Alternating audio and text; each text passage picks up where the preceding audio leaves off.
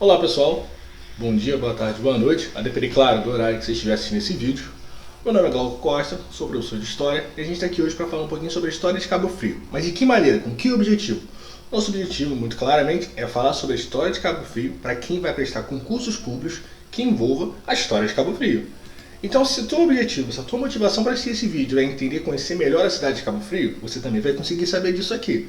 Só que nós estamos voltados com conhecimentos resumidos, direcionados para quem vai fazer o concurso que envolva a história de Cabo Frio, beleza? Eu faço esse esclarecimento antes da gente começar, para poder deixar bem claro que não é aqui o nosso propósito contar toda a história de Cabo Frio, enfim, se debruçar sobre seus aspectos marcantes, sobre a criação de seus pontos turísticos e tudo mais. Nosso objetivo aqui é direcionar o conteúdo para quem vai fazer provas que envolvam a história de Cabo Frio.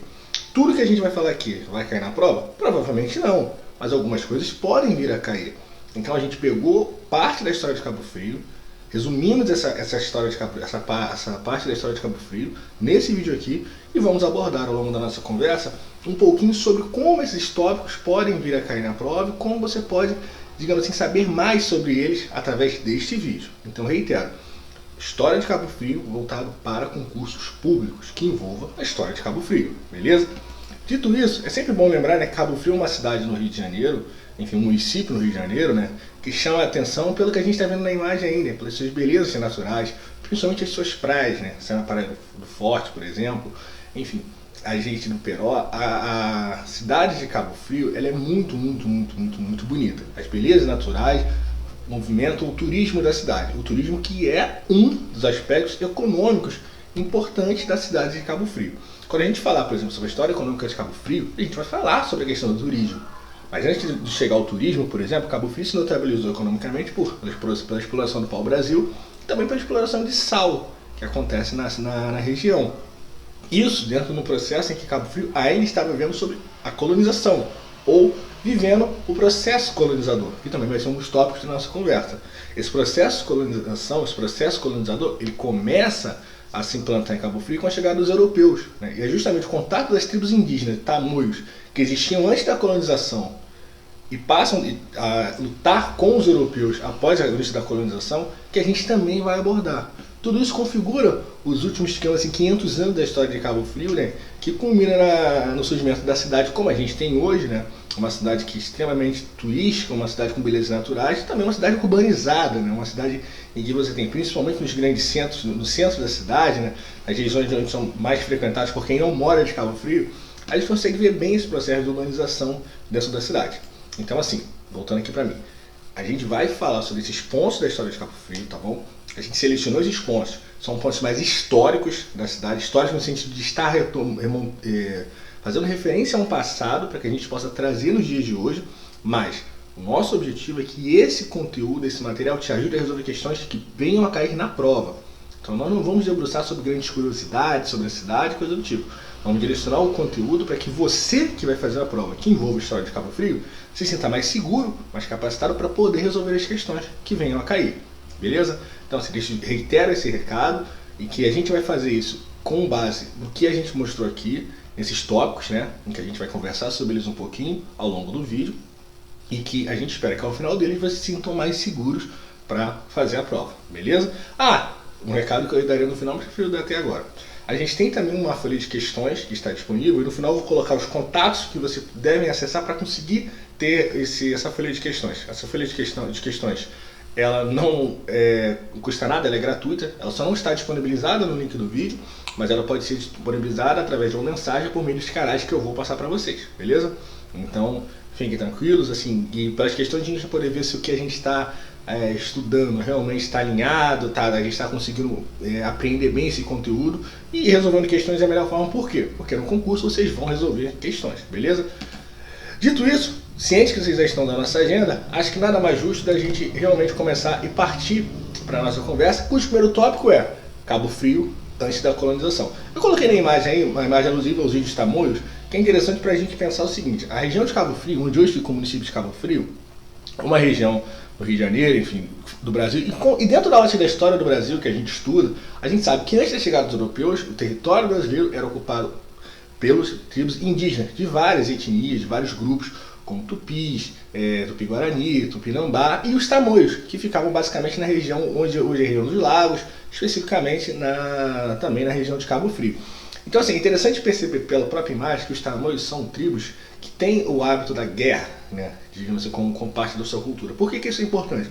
Porque a gente vai ver que muitos conflitos que aconteceram no início da colonização, eles acontecem envolvendo os tamoios, os portugueses e os franceses também, e indivíduos de outras nacionalidades além dos portugueses aqui, e a gente vê uma participação muito ativa no conflito no físico, militar das tribos tamoios. Então assim, isso já faz parte de uma realidade deles antes da chegada dos europeus. Isso é uma coisa importante para a gente ter. E a gente sempre lembra isso quando a gente fala de história do Brasil.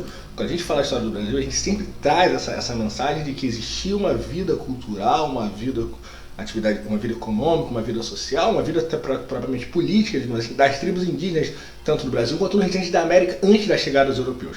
Em Cabo Frio não é diferente.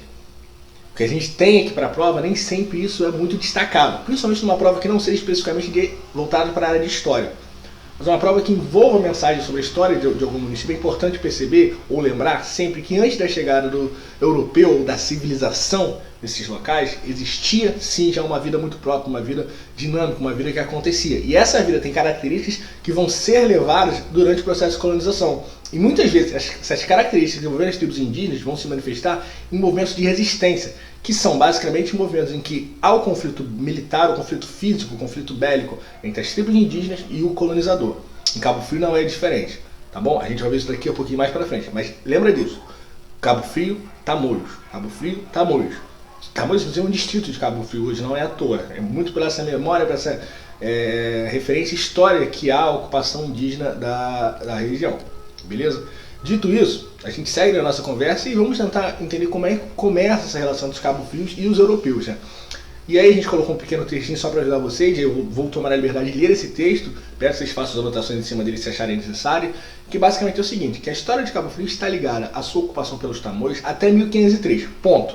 O que significa ocupação pelos tamoios até 1503? É que em 1503 os europeus chegaram em Cabo Frio. Os europeus, entendo, os portugueses, chegaram a Cabo Frio, beleza? Então assim, desde sempre, até 1503, basicamente Cabo Frio era ocupada pelos índios, basicamente pelos tamoios. Aí em 1503, essa realidade se modifica. Essa realidade se modifica por quê? Américo Vespúcio chega com uma expedição comandada por Gonçalo Coelho ao que é hoje a Praia dos Anjos, mas na época conhecido como Praia de Cabo Rama. Ou seja, Praia de Cabo Rama, em 1503, é o local de desembarque da expedição que era liderada pelo Gonçalo Coelho, que tinha dentre dos seus participantes o Américo Vespúcio. Quem é Américo Vespúcio, por exemplo? Américo Vespúcio é o cara que identificou que esses territórios americanos eram um novo continente e não parte do continente que seria integrante da Índia, ou das Índias, como ficaram conhecidos. Só para relembrar vocês, os europeus quando saíram da Europa em busca das especiarias que existiam nas Índias, os portugueses, em sua maioria dos casos, achavam que cada território que eles ocupassem, que eles descobriam territórios novos, seriam territórios que fariam parte da Índia. A Índia era como se fosse um grande centro comercial que existia na Ásia. Então, quando eles chegaram, eles acharam que, diante das tribos que eles encontraram, eram as tribos do pessoal que vivia na Índia. Daí o nome índios, beleza? Isso aconteceu em Cabo Frio, de certa forma. Só que quando o Américo Vespúcio passou por lá, ele passou por lá numa viagem de circunnavegação no continente, em que ao final disso, ele identificou que não, estamos diante de um novo continente e não da extensão de um continente que a gente já conhece. O que significa isso? Significa que esse novo continente precisa ter um nome. Qual o nome que ele vai ter? América, em homenagem ao seu descobridor Américo Vespúcio. E eu coloco descobridor entre aspas, por quê? Porque a ideia de descobrimento parte do princípio de que nada existia antes, tudo passou a acontecer a partir daquele momento. Quando não, a gente sabe que antes da chegada dos europeus, a gente destacou isso no início, existia uma vida própria das tribos indígenas que ocupavam a região de Cabo Frio, beleza? No caso especificamente do que a gente está falando aqui, a expedição de Gonçalo Coelho, ela simplesmente permite que os portugueses passem a ocupar a região conhecida como Praia de Cabo Rama, hoje seria Praia dos Anjos. Então, por exemplo, eles chegam lá em 1503. Em 1504, eles estabelecem a primeira feitoria no Brasil, que fica nas mãos do feitor João de Braga, né? Além disso, das feitorias, eles constroem uma casa de barro coberta de palha, que era uma espécie de habitação para as pessoas que estavam lá. Que pessoas seriam essas? Além do feitor, João de Braga, 24 soldados, 24 homens que ficaram para guarnecer o litoral. Então, assim, em 1504, estabelece em Cabo Frio a primeira feitoria no Brasil, sob o comando do feitor João de Braga, além de ser feita a construção de uma casa de barro coberta de palha e a disponibilização de 24 homens para guarnecer o litoral. Então repare, dentro do processo de colonização que a gente tem no Brasil, e Cabo Frio faz parte disso, há o interesse de você ocupar o território e você explorar esse território. Tá? Quando você faz uma feitoria, é como se fosse uma espécie de armazém. Armazém para quê? Para os produtos de riquezas que você vai encontrar ali. Que produtos eram esses? O pau-brasil, beleza? Então, assim, os caras chegam em Cabo Frio, descobrem que tem pau-brasil ali, vão explorar o pau-brasil. Vão. Como? Vamos fazer uma feitoria, deixar alguém para cuidar da feitoria e colocar os soldados para proteger esse litoral das invasões estrangeiras, que seriam basicamente os franceses, os ingleses, os piratas ingleses chamados corsários, os franceses que vinham e ocupavam essas regiões da colonização portuguesa, porque entendiam que aquela terra estava disponível para ser descoberta por outros países. Essa é a lógica dos franceses. É curioso pensar, porque nós temos portugueses que são estrangeiros e franceses que são estrangeiros disputando o mesmo território. Um território que hoje é o território do Brasil, que era ocupado por tribos indígenas. Mas a visão dos europeus era que aquele território não era posse de ninguém e eles poderiam ocupar ali aquele território se os controlassem. E para controlar, precisava de gente para proteger o território, para povoar o território e também gente para explorar economicamente esse território. E aí, nessa lógica de explorar economicamente, a gente tem de cara a exploração do próprio pau-brasil, tá? Isso é um ponto básico que a gente tem de cara na história de Cabo Frio. E assim, e aí eu reitero isso para vocês, em que você, para explorar e defender o território, você colocou 24 homens para fazer essa função, para cumprir esse papel. Tem uma casa de barro para que eles pudessem morar, uma feitoria, para que essa feitoria pudesse ser armazenado o pau-brasil, que era extraído da floresta, até a chegada das embarcações para levar esse pau-brasil para a Europa. O que era o pau-brasil? O pau-brasil era uma árvore, né, em que você podia extrair um corante, muitas vezes na cor vermelha, para atingir tecidos. Era uma especiaria de luxo que poderia ser negociado na Europa. Não era um grande produto de exportação no primeiro momento, mas dentro do cenário brasileiro, em que você não se deparou com grandes riquezas, como ouro, prata, nem com grandes centros comerciais para você trocar outro tipo de produtos, o pau-brasil acabou sendo mais interessante ou menos desinteressante para que pudesse justificar uma inicial ocupação dos portugueses. Ocupação essa que só vai se consolidar mesmo a partir de 1530, beleza? Então, assim, a gente tem esse cenário aqui, esse cenário de Cabo Frio, tá? E esse cenário fica muito evidente como? Com a necessidade de proteger o território, né? Em virtude dos interesses que a região tinha na mão dos franceses e conquistadores de outras nacionalidades. Principalmente que esses caras queriam para contrabandear o pau-brasil encontrado na localidade. Quando a gente fala em contrabandear, é por quê? Porque dentro de uma lógica de colonização, de cara, você tem o predomínio de uma ideia de que aquele território pertence a quem o coloniza primeiro, que no caso seriam os portugueses. Então, na lógica dos portugueses, qualquer produto que passasse por lá sem ser do seu conhecimento era contrabando. Então, se Tamoios vendesse pau-brasil direto para os franceses, era uma espécie de contrabando. É nesse sentido que a palavra contrabando está sendo empregada aí, tá bom? Só que, assim, é interessante perceber que os índios que estavam lá, eles também tinham suas visões, suas perspectivas e seus interesses a partir da colonização. Tanto que é isso que dá a ideia, é um dos focos do conflito que ficou conhecido como Guerra de Cabo Frio, que é um conflito em que tamoios e franceses guerrearam contra os portugueses, mas foram derrotados, tá bom? O que é interessante para a gente trazer dessa ideia da Guerra de Cabo Frio, que acontece em 1575, ou seja, poucos anos depois de Cabo Frio ser colonizado pelos portugueses, os portugueses já estão em conflitos com as tribos indígenas do local, os tamoios, e com os franceses, que estão tentando invadir a região para explorar o pau-brasil. Qual é o grande foco desse conflito que a gente tem? O hábito e o desrespeito que a exploração portuguesa estava implicando na vida dos tamoios. E os tamoios, para se proteger, eles utilizam uma coisa que já utilizavam antes, que é a prática da guerra. E aí a guerra é importante nesse sentido, só que eles contam com um aliado europeu também, que são os franceses, que em princípio também estão ali para explorar a região, mas fazendo isso de uma maneira menos predatória para com os seus habitantes no primeiro momento. Não é que os franceses iriam explorar de maneira melhor, só que a mensagem que eles passam no primeiro momento para os tamoios é o seguinte: olha galera, a gente está aqui com vocês, mas os portugueses estão explorando vocês pra caramba, botando vocês para trabalhar muito, a gente não quer fazer desse jeito não, a gente vai fazer diferente. A gente quer fazer acordos em que a gente pode trocar produtos, enfim, que seja vantajoso para os dois lados. Esse discurso mais manso, digamos assim, convence um pouco os tamoios a ficarem do lado dos franceses contra os portugueses, que naquele momento estão explorando bastante a mão de obra indígena, por meio de um negócio chamado escravidão indígena, tá? E aí é um trabalho exploratório mesmo. Por quê? Porque a colonização ela tem uma lógica muito exploratória, de que você vai ocupar o território e você vai explorar aquele território. Você vai ocupar para proteger aquele território e para explorar aquele território. Beleza? Então, nesse sentido, o que acontece? Em 1575, a Guerra dos Tamoios, tá bom? Desculpa, a Guerra de Cabo Frio. Um conflito entre os tamoios e os franceses contra os portugueses. Quem vence? Os portugueses. especificamente os portugueses, e até 1615 ainda tinha foco de franceses na região, mas em 1615 os franceses foram definitivamente expulsos pelo português Constantino Menelau, que seria governador, e que ele contou com a ajuda do Nem de Sá, do Salvador de Sá e do Araribóia, ao longo desse processo de expulsão que termina em 1615. Ou seja, em 1615 os franceses são, digamos assim, expulsos da região de Cabo Frio de maneira mais oficializada. Tá? E essa expulsão, claro, ela é um marco na história para a colonização. Por quê? Porque a partir daquele momento a colonização ela passa a ser mais efetivamente liderada pelos portugueses, e feita não só liderada, mas feita de maneira mais tranquila, dentro da lógica de exploração colonial que os portugueses estavam implantando em outras regiões do Brasil. Então é importante pensar isso, e é importante pensar também a figura do Constantino Menelau. O Constantino Menelau foi governador do Rio de Janeiro de 1614 a 1618. Ele teve uma gestão muito caracterizada por apaziguar conflitos, apaziguar os ânimos da colônia. Que ânimos eram esses? Eram basicamente as disputas que existiam entre os colonos portugueses, né, e as tribos existentes, principalmente os indígenas que aqui estavam, e que muitas vezes contava até com a presença da Igreja Católica, dos jesuítas, para regular, ou para, digamos assim, não diria proibir, mas para regular essa exploração de mão de obra indígena.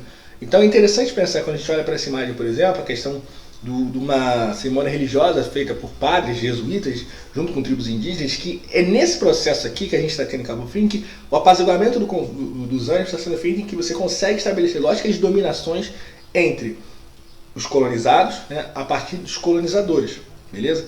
Então isso se manifesta na cidade de Cabo Frio de que maneira, por exemplo? Se manifesta, por exemplo, com a mudança de nome. Agora a região de Cabo Frio está sendo chamada de Santa Helena, né? E aí você constrói um forte, que é chamado Forte Santo Inácio, que na verdade era um forte para proteger a região, proteger o território, né? Só que é um forte que depois você vai construir outro, que é chamado Forte São Mateus, que é mais famoso até hoje em dia, em que você constrói fortificações militares no litoral para proteger a região, tá? Para garantir a defesa do território, que você possa explorar aquele território economicamente, entendeu? Mas, por exemplo, você também na região de Santa Helena, que depois passa a se chamar Nossa Senhora de Assunção de Cabo Frio, você também tem a construção de outros estabelecimentos, como igrejas, por exemplo, como moradias, para que você consiga efetivamente colocar a região dentro da lógica do processo de colonização que acontece no Brasil. E é interessante pensar o lugar de Cabo Frio no processo colonizador do Brasil. É interessante a gente pensar nisso também. E aí eu trago para vocês esse mapinha aqui do lado, e a gente destaca, né, que a região de Cabo Frio ela fazia parte originalmente da capitania de São Vicente, né? Até 1749, e ela continua assim, em 1749 a capitania de Cabo Frio ela é incorporada à capitania do Rio de Janeiro, né?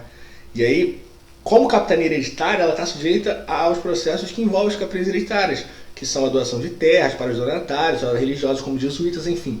Então assim, as capitanias hereditárias, só para quem não lembra, foi uma forma que Portugal estabeleceu no Brasil a partir de 1532 especificamente, em que você dividiu o território brasileiro, como vocês estão vendo aí no mapa, né, em que você dividiu o território brasileiro em regiões, como a região do Maranhão, como a região do Ceará, Rio Grande, Itamaracá, Pernambuco, Bahia, Todos os Santos, Ilhéus, Porto Seguro, Espírito Santo, São Tomé, São Vicente, Santo Amaro, São Vicente de Novo e Santana, que você entregava essas regiões na mão de particulares, e esses particulares, o que eles fariam? Eles distribuiriam as terras que estão sob o seu controle para outros interessados, para que eles protegessem a região das invasões estrangeiras e também das tribos indígenas e conseguissem desenvolver economicamente. No caso da capitania hereditária, por exemplo, só duas prosperaram, São Vicente e Pernambuco, no Brasil. As outras não conseguiram prosperar, muito por falta de investimentos, muito pela dificuldade que era de proteger o território, pela própria falta de interesse dos capitães renatários, enfim. O fato é que só duas se desenvolveram. E São Vicente é uma região onde está Cabo Frio no primeiro momento. Então, assim, Cabo Frio, dentro do processo colonizador, ela fez parte da capitania que deu certo, pela lógica do colonizador, claro. E é importante destacar isso, pela lógica do colonizador, e não pela lógica do colonizado. Quando a gente fala que deu certo, foi uma região que você conseguiu proteger dos tribos indígenas, conseguiu. O próprio exemplo da guerra de Cabo Frio que a gente viu agora é um caso nesse ponto. Apesar da guerra de Cabo Frio entre franceses e tamoios contra os portugueses, quem venceram foram os portugueses, que são de fato os colonizadores da região. Então há digamos, um predomínio dentro desse sentido, né? E aí a Cabo Frio ela cresce dentro desse processo, da Capitanias Hereditárias. E aí a gente tem uma outra imagem aqui, que é um mapa um pouquinho mais detalhado, em que você tem Espírito Santo e São Vicente, e aí você tem Rio de Janeiro, né? E aí que no finalzinho Cabo ficou um pouquinho cortado, que é a região de Cabo Frio, para mostrar que Cabo Frio fazia parte de São Vicente, né? E aí é interessante pensar que, assim, nessa região que fica Cabo Frio, né? Você tem algumas coisas que até hoje a gente pensa, como por exemplo, hoje é um município próprio, né? Mas é uma região em que foi fundada São Pedro da Aldeia, né? Que era o quê? Que era uma vila, né? Na verdade, que foi criada em 1892, um aldeamento com 500 índios que vieram da Capitania do Espírito Santo. E aí você olha no mapinha, o Espírito Santo está do ladinho, está ali em cima, os caras vieram andando, né, para cá. Uma outra região, você fundou a Fazenda de Campos Novos, né? Na verdade, só uma correção de data, se não me engano, é 1592 e não 1892, tá? É 1592 a fundação de São Pedro da Aldeia, e em 1615 você funda na Fazenda Campos Novos, né? Que é uma fazenda para explorar aí já até a própria terra, né? Como diz o Perovati Caminho, nessa terra tudo que se planta dá. E é uma nova etapa da colonização em que você já tem as capitanias estabelecidas e você tem que tentar explorá-las economicamente, inclusive criando novos produtos, né? E essa região, por exemplo, Fazenda de Campos Novos, é onde dá origem ao segundo distrito de Cabo Frio, que é o distrito de Tamoios.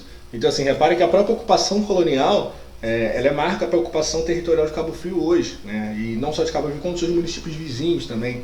Então, é interessante a gente pensar nesses aspectos todos, porque esses aspectos que eles fazem parte do cotidiano de quem vive, de quem ocupa a região de Cabo Frio, né?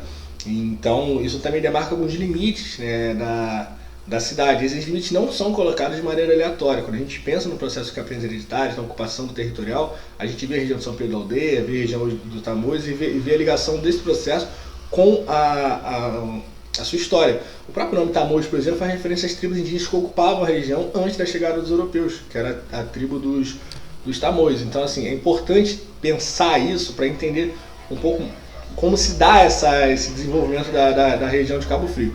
Outro aspecto interessante para a gente pensar, e que a gente está falando de maneira muito aleatória, desculpa, a gente está falando de maneira mais livre, mas assim, talvez seja interessante amarrar isso para vocês, é a questão econômica, né, do desenvolvimento de Cabo Frio.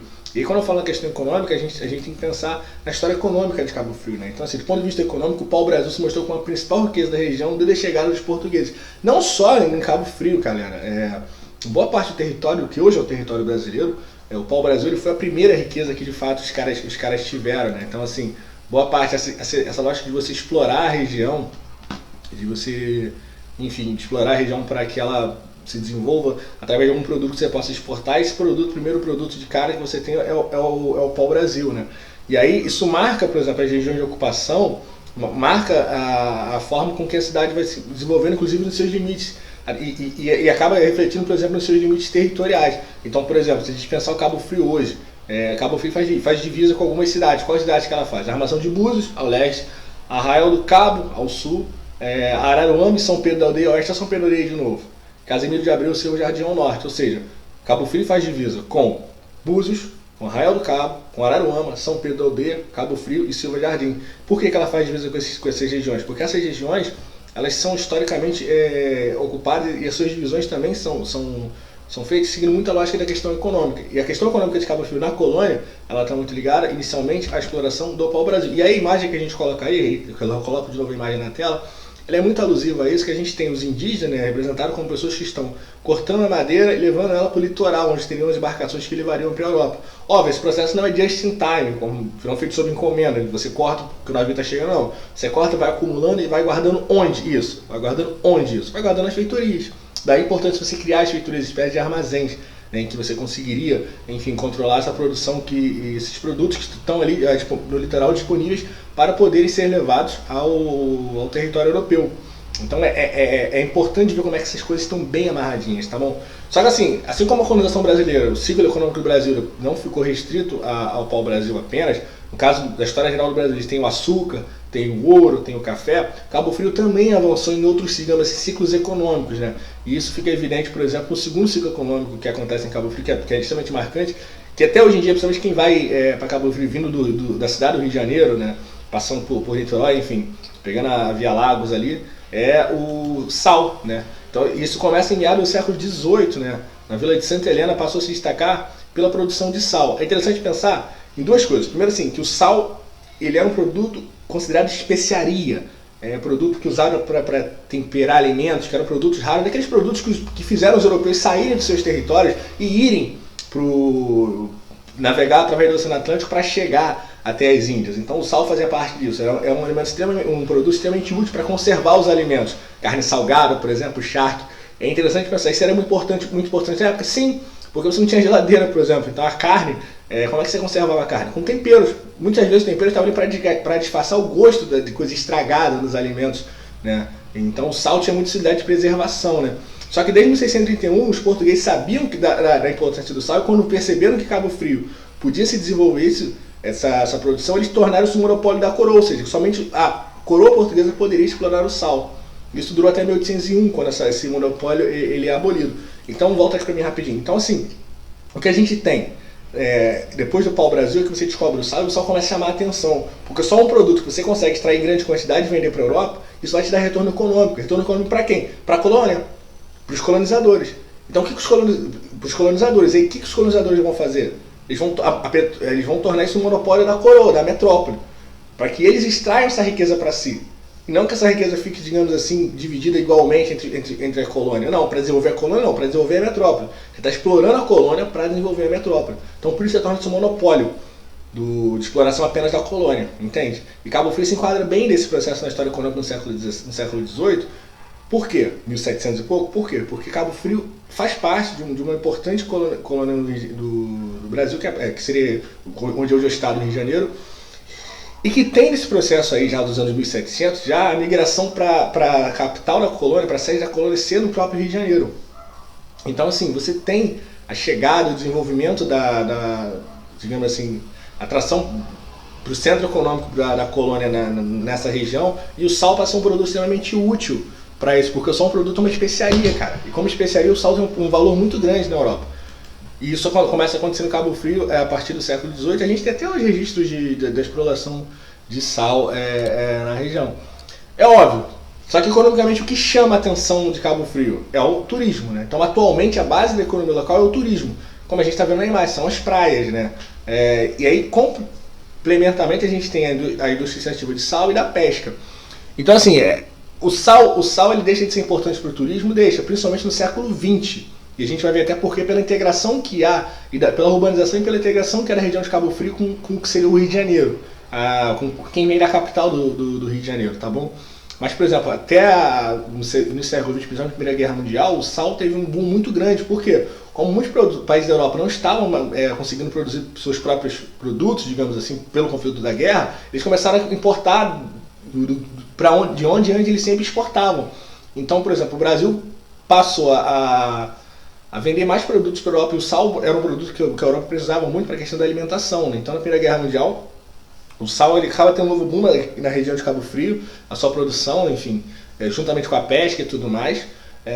Mas assim, isso dura basicamente até, digamos assim, a metade do século XX. A partir da segunda metade do século XX, na primeira metade do século XX, a partir da segunda metade do século XX, não. Você já tem Cabo Frio sendo estabilizando basicamente pelo turismo. E assim, galera, e é o que mais chama a atenção hoje em dia de quem vai a Cabo Frio, é justamente a questão do turismo, né? É justamente a possibilidade de você conhecer essas praias, de você, enfim, ter contato com essas regiões, e isso é o que vem chamando a atenção até os dias de hoje, né?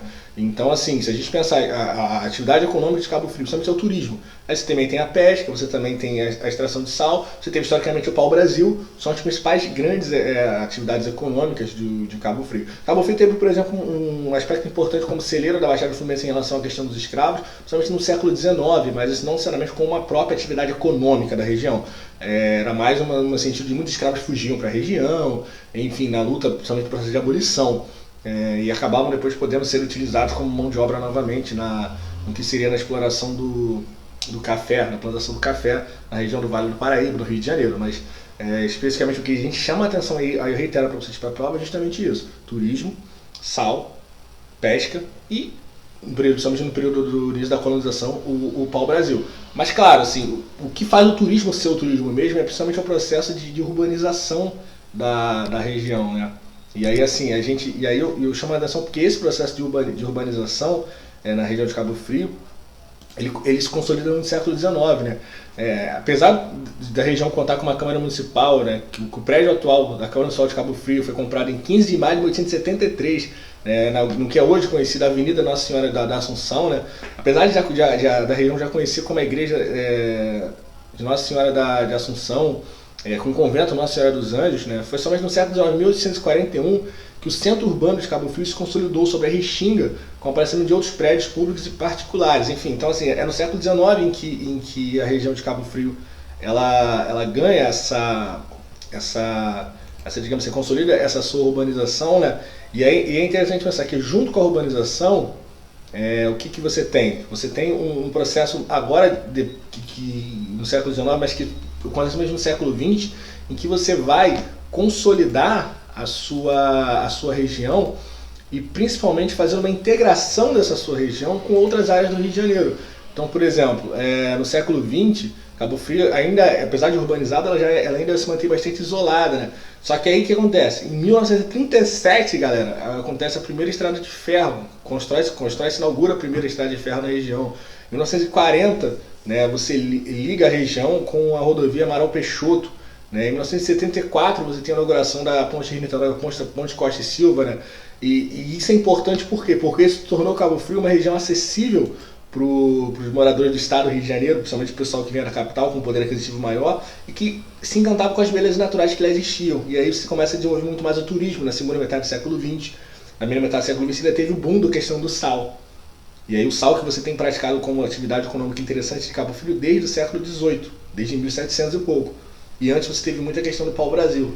Então assim, você vê que as atividades elas vão substituindo para tornar economicamente atrativo a região de Cabo Frio. Sim, isso acontece. E aí a urbanização é um aspecto muito importante disso, mas não só a urbanização, né? Principalmente a sua integração. E aí você tem em 1937 a Estrada de Ferro, em 1940 a rodovia Amaral Peixoto, e em 1974 a Ponte Rio-Niterói, que permite que a galera vá diretamente do centro para Niterói e depois tem acesso à região dos lagos. E aí Cabo Frio se torna basicamente o que é hoje em dia, que é o que a gente tem. E é interessante pensar no que é o que a gente tem, porque é o que a gente tem para fazer a prova, né?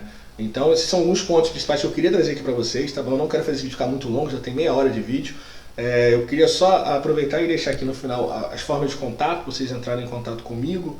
E aí vocês têm acesso, por exemplo, às questões que a gente elaborou sobre isso, um pequeno material escrito também. Eu só não disponibilizo ele aqui para download, eu peço que vocês entrem em contato com um desses 3 canais que temos aí. Temos o Instagram, temos o Facebook e temos o WhatsApp. Podem mandar uma mensagem no direct, enfim, no Messenger ou pelo próprio WhatsApp, que eu vou ter o maior prazer em disponibilizar o material para vocês. Reitero, é um material gratuito, é um material muito simples, muito feito para quem vai fazer a prova do concurso de Cabo Frio, tá bom, galera?